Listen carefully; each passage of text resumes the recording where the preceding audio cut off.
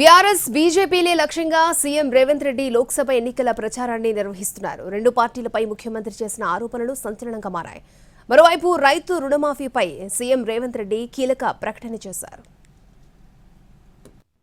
తెలంగాణ కాంగ్రెస్ లోక్సభ ఎన్నికల ప్రచార పర్వంలో దూసుకెళ్తోంది. నారాయణపేటలో కాంగ్రెస్ జనజాతర సభ నిర్వహించింది.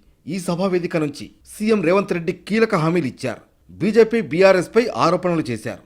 రైతు రుణమాఫీపై కీలక ప్రకటన చేశారు సీఎం రేవంత్ రెడ్డి. లోక్సభ ఎన్నికల్లో బీజేపీ బీఆర్ఎస్ మధ్య చీకటి ఒప్పందం కుదిరిందన్నారు ముఖ్యమంత్రి రేవంత్ రెడ్డి. కవితను కాపాడుకునేందుకు బీజేపీకి కేసీఆర్ పార్టీని తాకట్టు పెట్టారని ఆరోపించారు ఆయన. మల్కాజ్గిరి, చేవెళ్ల, భువనగిరి, జహీరాబాద్, మహబూబ్ నగర్లలో బీజేపీకి ఓటేయాలని బీఆర్ఎస్ చెబుతోందని మండిపడ్డారు సీఎం రేవంత్ రెడ్డి.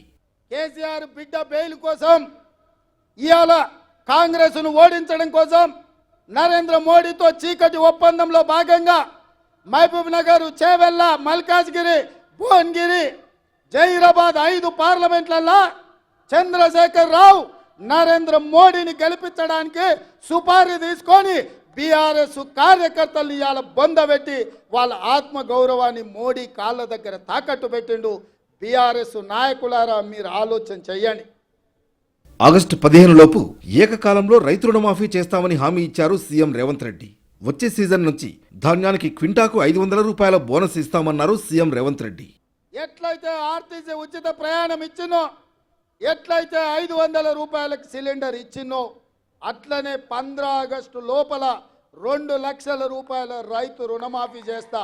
ఏకకాలంలో మొత్తంలో మీకు రుణమాఫీ చేసే బాధ్యత నాది. మీ బిడ్డను నేను. ఇదే కాదు, 500 రూపాయలు బోనస్ అన్నాడు. వచ్చేసారి పండించే వడ్లకు 500 రూపాయలు బోనస్ ఇచ్చి ప్రతి గింజ, చివరి గింజ వరకు కొనుగోలు చేసే బాధ్యత నాది. మరి లోక్సభ ఎన్నికలు సమీపిస్తున్న తరుణంలో రుణమాఫీపై సీఎం రేవంత్ రెడ్డి చేసిన ప్రకటన రైతులను ఆకట్టుకుంటుందా లేదా అన్నది చూడాల్సిందే.